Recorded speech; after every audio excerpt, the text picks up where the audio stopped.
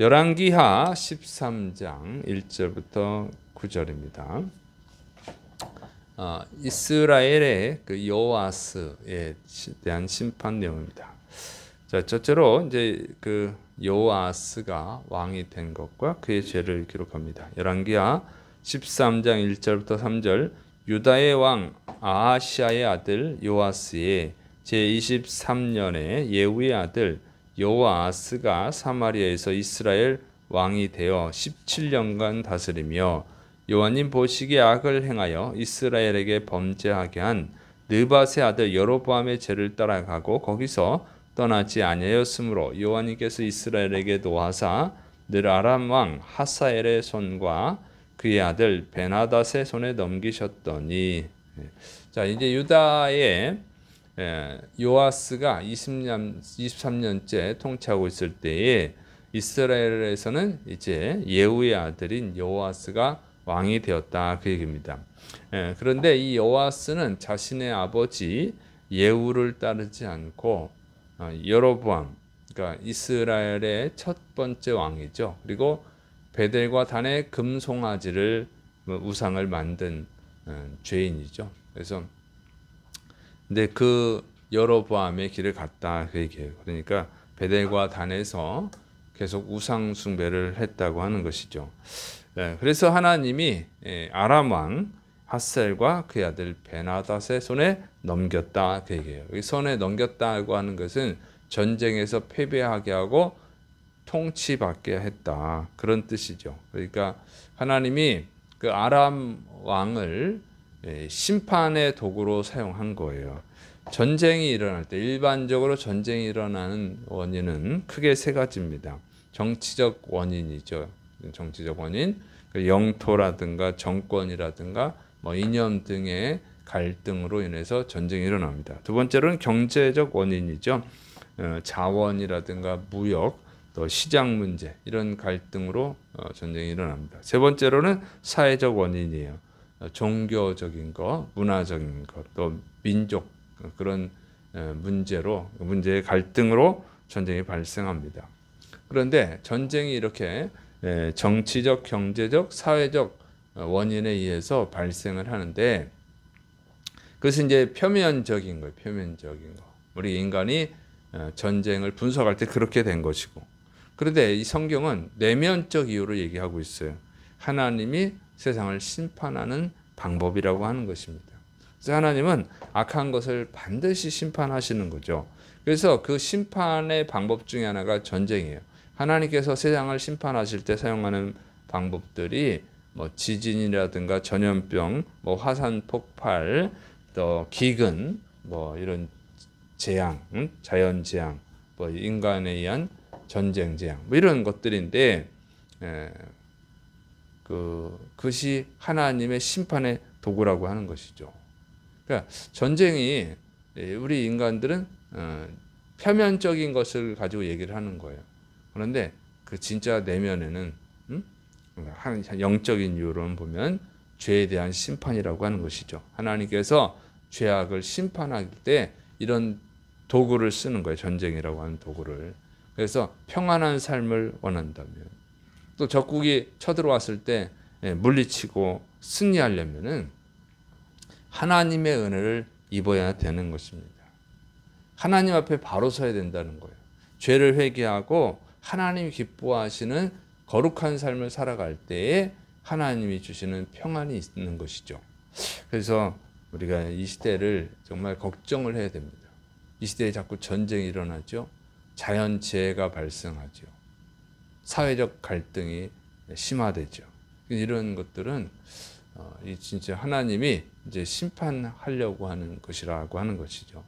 그래서 지금 정말 이상 기후가 나타나 가지고 지금 사람들이 전 지구적으로 지금 고통스러워하고 있습니다. 그리고 자꾸 해수면이 높아지고, 이런 것들은 정말 지금 하나님이 세상에 경고하고 있는 거예요. 전쟁에 자꾸 확산되고 있고, 그다음에 이런 것도 우리가 그냥 가볍게 넘겨서는 안 되고 정말 하나님 앞에 회개하고 바로 서야 될 줄을 믿으시 바랍니다.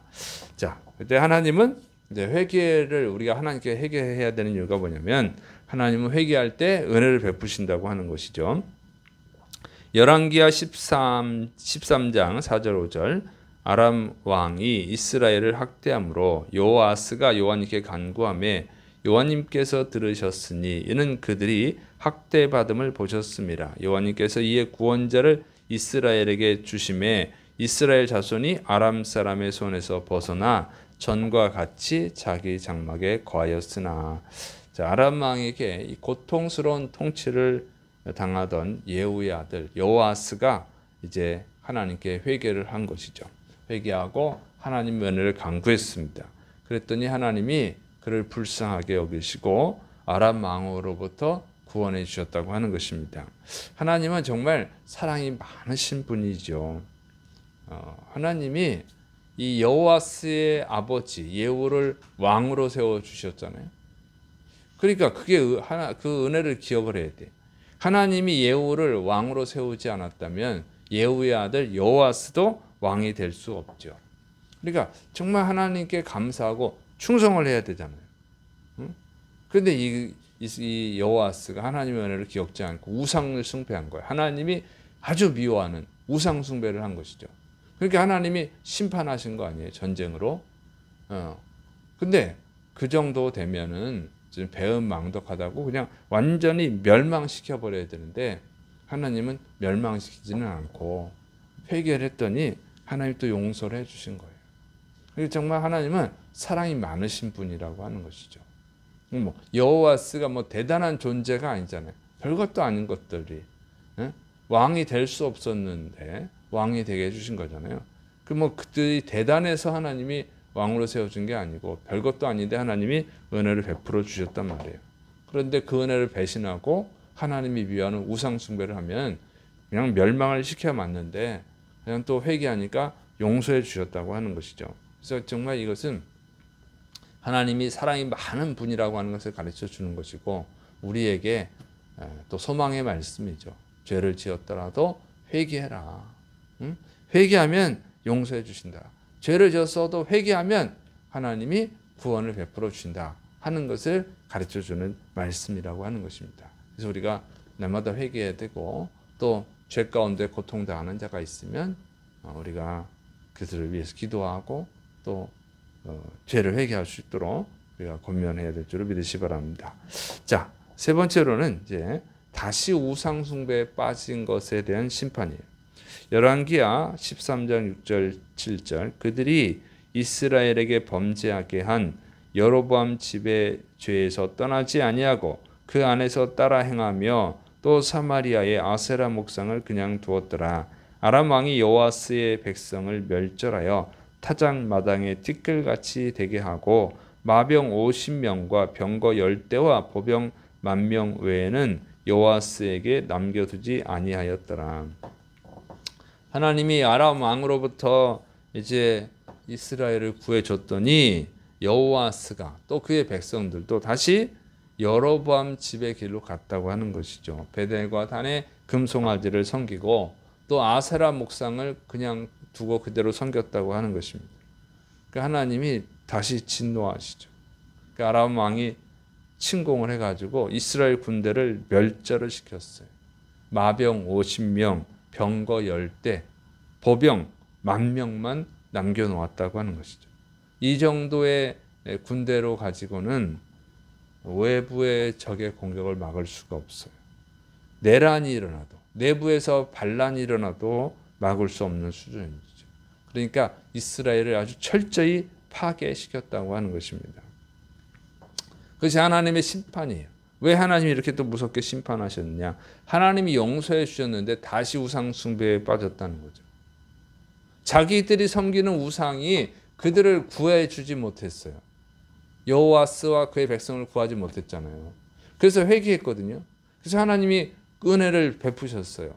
그러면 이제는 열심히 정말 하나님께 충성스럽게 하나님의 뜻대로 살아가야지. 하나님을 잘 섬겨야 되는데 구해줬더니 또다시 우상 숭배한 거예요. 자기들을 지켜주지 못한, 우상은 지킬 수가 없죠. 우상은 죽은 신이니까. 가짜니까. 근데 또 그 가짜 위기를 모면하니까 이제 또 그 가짜를 섬기고 하나님을 버린 거예요. 이런 악한 자들이 어디 있어요. 그러니까 하나님이 심판하는 거죠. 이것은 하나님을 조롱하는 것이죠. 하나님을 이용해 먹은 거잖아요. 그러니까 신성모독이에요. 신성모독. 하나님은 사랑이 많으신 분입니다. 그런데 그것을 이용해서 위기를 벗어난다고 하면, 위기를 벗어나기 위해서 가짜 회개를 하는 거죠. 가짜 회개. 그거는 정말 하나님을 신성모독하는 거예요. 그래서 그렇게 하면 더 무서운 심판을 내린다고 하는 것입니다. 그러니까 우리가 성경을 잘 알아야 돼요. 어떤 분은 예수님이 70번씩 7번이라도 용서하라고 그랬다. 그런데 그 말씀을 오해하면 안 됩니다. 이걸 무조건 용서해 주는 것, 이렇게 오해하는 분들이 있어요. 그것이 아니라고 하는 것이죠.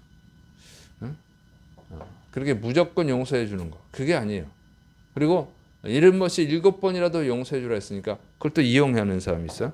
회개할 때 회개가 진짜 회개가 돼야 되는 거예요. 그냥 70번씩 7번이라도 용서하라는 그 말씀은 회개할 때 용서라고 하는 거예요. 그래서 누가복음 17장 4절, 만일 하루 7번이라도 내게 죄를 얻고 7번 내게 돌아와 내가 회개하노라 하거든 너는 용서하라 하시더라. 그래서 성경 한 구절만 보고 하나님을 다 설명하면 안 되는 것입니다. 성경 전체적으로 봐야지. 그래서 70번씩 7번이라도 하나님은 용서해 주셔요. 그렇지만 회개할 때 용서하는 거예요. 회개할 때. 회개하지도 않는 자를 용서하지 않아요. 회개하지도 않는데 용서하라고 이렇게 설교하는 분도 있어요. 그건 무식한 거죠. 하나님보다 더 의로우려고 하는 것이지. 하나님은 회개하지 않는 자를 용서하지는 않아요. 하나님도 회개하지 않는 자를 용서하지 않는데 우리가 무슨 하나님보다 더 의롭다고 회개하지도 않는데 용서하나요? 그거는 안 되는 것이죠. 왜 회개하지 않으면 용서하면 안 되냐면 그러면 계속 죄의 길로 가기 때문에 그래요. 그래서 회개해야 용서하는 거예요. 그런데 또 그걸 회개하면 용서한다 그러니까 회개를 또 이용해서 회개하는 척하는 게 있는데 그건 가짜 회개를 말하는 것이 아니에요.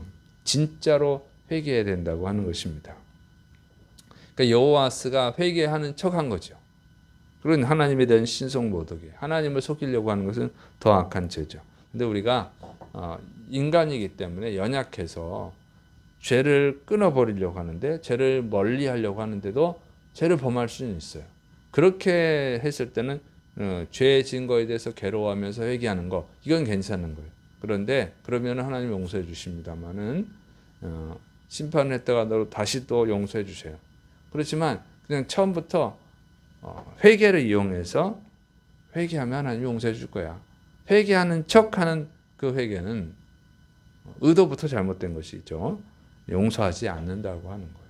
그래서 우리가 연약해서 쓰러질 때는 거듭거듭 회개해야 됩니다. 그러나 회개하면 이 위기를 모면할 수 있지. 이런 식으로 접근하면은 용서받지 않고 용서받을 수도 없고 더 무서운 심판을 받게 된다고 하는 것이죠. 그래서 우리는 진실한 회개를 해야 돼요. 진실한 회개. 진실한 회개. 이제 날마다 진실한 회개를 하고 그리고 죄를 끊어버려야 되고 또 이 시대의 죄악에 대해서 우리가 회개할 수 있도록 권면해야 돼요. 전도해야 됩니다. 자꾸 동성애가 확산이 되고 있어요. 교회에서도 동성애를 옹호하는 자들이 늘어나고 있다고 하는 것이죠. 이거는 무서운 심판의 날을 앞당기는 거예요. 그래서 그런 것들이 잘못된 것을 우리가 정확히 가르쳐주고 이 나라가 하나님이 기뻐하시는 나라가 될 수 있도록 또 우리가 열심히 말씀을 전하고 또 전도해야 될 줄을 믿으시기 바랍니다. 기도하겠습니다. 사랑이 많으신 하나님 아버지, 우리의 연약함, 우리의 미련함을 용서하여 주시옵시고 날마다 하나님 앞에 바로 서기 위해서 우리를 점검하고 회개하게 해 주옵시며 또 우리뿐만 아니라 이 사회가, 이 나라가 하나님 앞에 바로 설 수 있도록 우리가 말씀을 전하고 또 전도하시도록 도와주옵소서. 예수님의 이름으로 감사하며 기도드립니다. 아멘.